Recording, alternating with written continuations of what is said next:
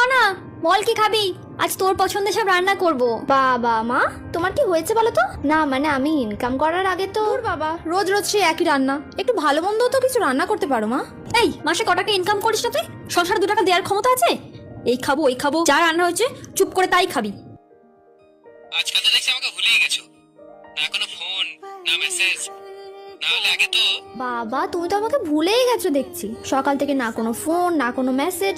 আমি আমার না অনেক কাজ আছে, তোমার মতো সারাদিন ঘরে হাওয়া লাগিয়ে বসে থাকি না। না আসলে কাজ থাকলে সত্যিই মানুষ কতটা ব্যস্ত হয়ে যায় সেটা বুঝে গেছি তো, তাই আর কি অযথা ডিস্টার্ব করি না। কি রে মনা, একটা দিন তো ছুটি পাস, জানা বন্ধুদের সাথে একটু ঘুরে আয় না। মা তুমি এটা আমাকে বলছো?